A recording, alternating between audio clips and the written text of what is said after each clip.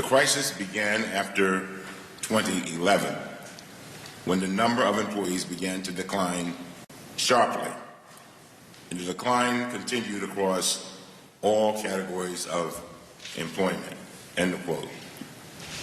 One of the top causes we identified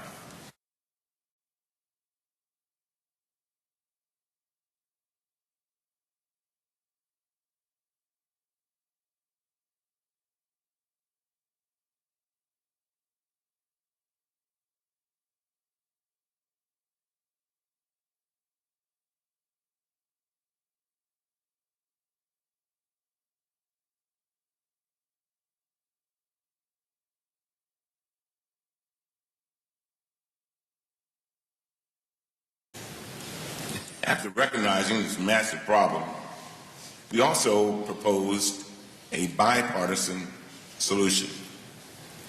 In our bipartisan report, we made 29 joint recommendations, and one of them read as follows, and I quote: Congress should ensure that Secret Service has sufficient funds to restore staffing to required levels. The Secret Service should ensure that it has systems in place to achieve these goals. Now, I agree with the chairman. It's one thing to deal with staffing. It's another thing to make sure that all the support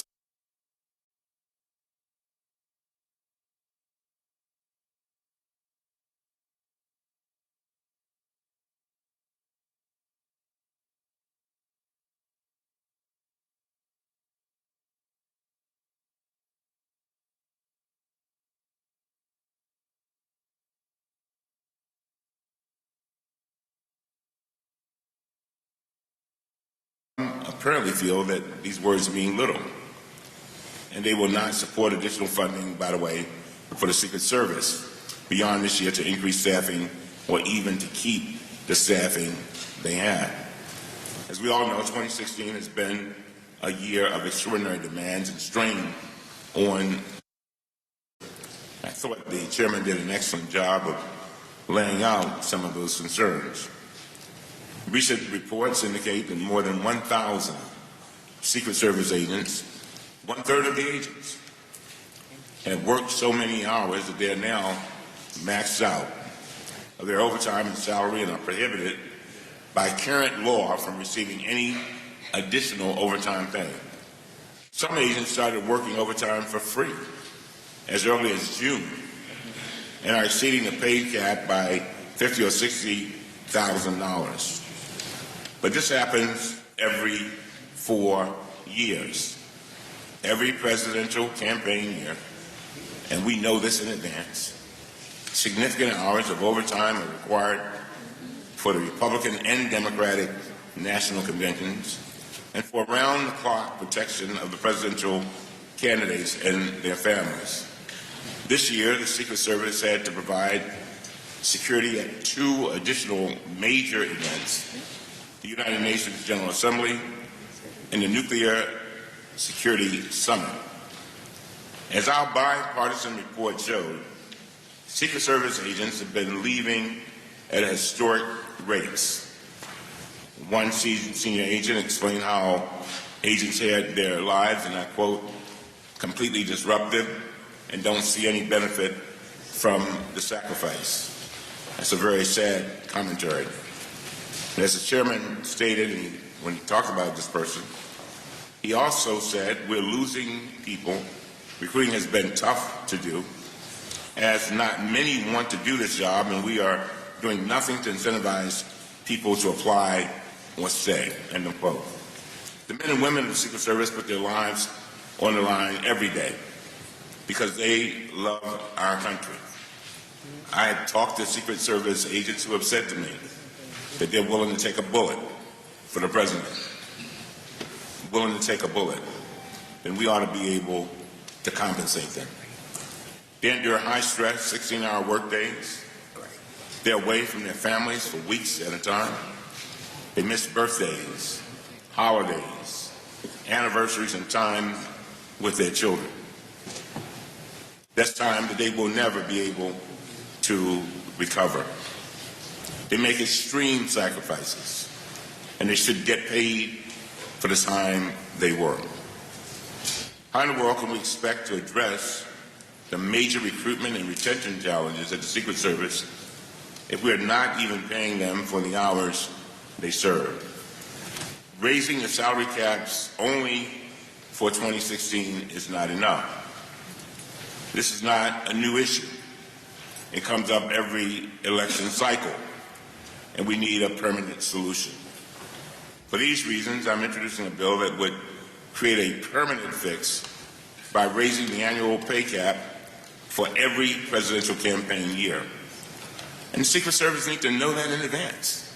They need to know that we've dealt with this and that they're going to be okay and their families are going to be okay. And if we want to address the issue of morale, I can see no better way to do that.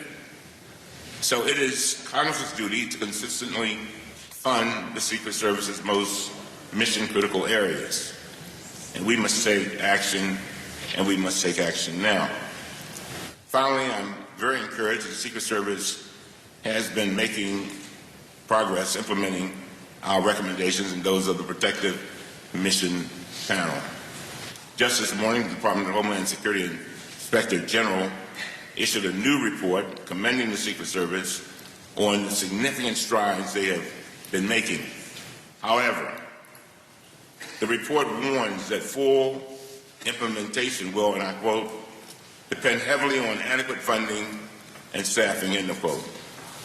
This is a warning for us here in this committee and every member of Congress. I've often said that I want the Secret Service to be the elite among the elite. I want that reputation that the protective armor that they have cannot be pierced. Because I think that in and of itself, that reputation in and of itself is a deterrent from anybody trying to do something to harm the president or the other officials. And so I urge my Republican colleagues to support my bill and to show the American people that this committee can do more than just talk, that we can act to address the problems swiftly and provide a permanent solution. But more importantly, to say to the Secret Service that we appreciate you and we want to make sure that you receive every penny that you have earned. With that, Mr. Chairman, I yield back. I thank the gentleman. We'll hold the record open for 5 legislative days for any members who would like to submit a written statement. We'll now recognize our panel of witnesses. We're pleased to welcome Mr. Tom Doherty, Chief Strategy Officer at the United States Secret Service. Brigadier General Kevin Nally, retired Chief Information Officer at the United States Secret Service. The Honorable John Roth, Inspector General of the Department of Homeland Security, and the Honorable Patrick O'Carroll, Executive Director of the Federal Law Enforcement Officers Association. Gentlemen, we thank you for being here. Pursuant to committee rules, all witnesses are to be sworn before they testify. If you will please rise and raise your right hand.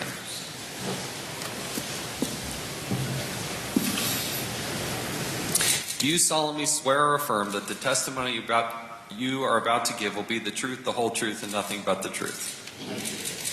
Thank you. You may be seated. Let the record reflect that all witnesses answered in the affirmative. In order to allow time for discussion, we would appreciate it if you would limit your oral testimony to 5 minutes. Your entire written record will be made part of the record. Mr. Doherty, you're now recognized for 5 minutes.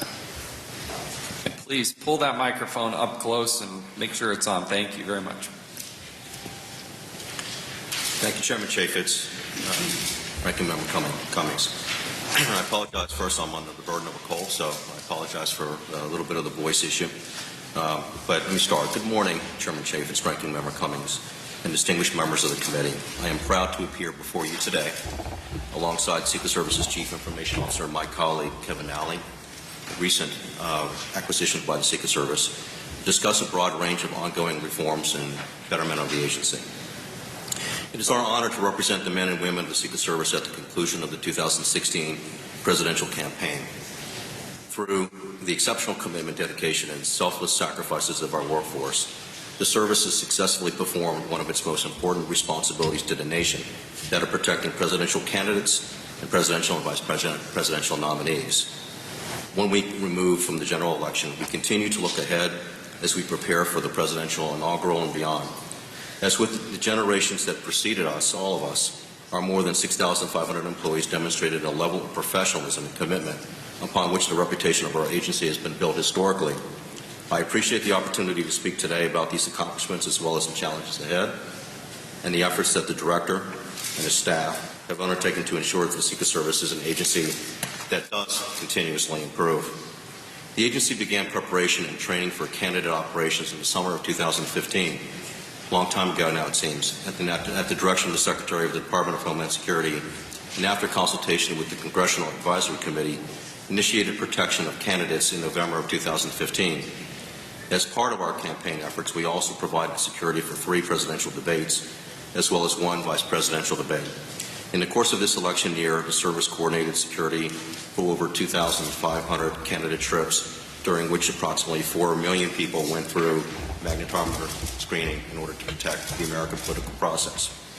Protection is a collaborative effort, and we are fortunate to have the support of a number of partners over the past year. Particularly, we work with our DHS colleagues at Homeland Security Investigations, that's HSI, Transportation Security Administration, U.S. Customs and Border Protection, as well as state and local public safety agencies throughout the country to ensure protection for these candidates, and we thank them for their critical support. We could not do our job without state and local law enforcement. Amidst candidate operations, the agency coordinated 5 national special security events over this particular year. And then, of course, the Pope just prior to that time as well, at 6. While federal, state, and local partners from across the government supported these NSSCs as envisioned in presidential directives, I am proud to say that these events also demonstrated a tremendous unity of effort or unity of government effort within the department. These NSSCs included the State of the Union, the 2016 Nuclear Security Summit, the Republican and Democratic National Conventions, and of course the 71st United Nations General Assembly in New York. Beyond the operational achievements of the past year and a half, Director Clancy has rebuilt the Secret Service's command structure and implemented policies to increase transparency and communication between senior leaders, supervisors, and the rank and file across our agency. Many of these changes were recommendations made by the Independent Protective Mission Panel, as well as this committee. The work of the PMP led the Secret Service to examine how we lead the organization, how we train for and conduct operations, and how we engage with every member of the workforce. 1 year after the PMP issued this report, the Secret Service invited the panel members from the PMP back to our headquarters to meet with Director Clancy to discuss the progress we had made and to get their input genuinely to ensure that our actions and our intended direction were consistent with the intent of their recommendations. Their positive response to our progress was encouraging. Our job is not finished, though, of course, with that. The DHS Office of Inspector General recently reviewed the Secret Service's progress in implementing the recommendations of the PMP. In its report, the OIG stated, the Secret Service has clearly taken the PMP's recommendations seriously, which it has demonstrated by making a number of significant changes. The DHS OIG went on to note that fully addressing some of the PMP recommendations will take considerable time. It is a sustained effort, funding, and stakeholder support, your support. We appreciate the OIG's assessment and concur with the 5 recommendations that he has put forward to us. In addition to Mr. Roth's report, we have actively sought assessments and feedback from external sources. Among them, most recently, as published today, the National Academy of Public Administration, which helped us identify ways to build and complete additional actions related to both the PMP and also the Hogan report. The Secret Service is committed to a sustained long-term effort of continual improvement. During our work to address the PMP recommendations, we have addressed concerns raised in the committee's report, which include changes in Secret Service leadership and the structure of our organization, fundamentally, profoundly, hiring and retaining personnel, and the budgeting of our own mission needs to sustain the operations based on what it costs. With the 2016 presidential campaign behind us, our employees continue to meet the significant requirements of the mission in the face of our ever-changing threat environment. Under Director Clancy's leadership, we will continue to support all of our employees as we build our hiring and retention initiatives, there are many, and fight to provide them with the commensurate compensation for the long hours that they work on behalf of the American people. We've made tremendous strides in fulfilling these. We bring the same focus to the recommendations made by this committee On behalf of Director Clancy and his executive staff, I would like to thank the men and women of the Secret Service for their hard work and sacrifices this entire year. The agency has a proud tradition of operational excellence and professionalism. I know the Director is deeply committed to the workforce and will continue to do everything he can. Chairman Chaffetz, Ranking Member Cummings, members of the committee, that concludes my testimony, and I do welcome your questions going forward. Thank you, Mr. Nallett. Mr.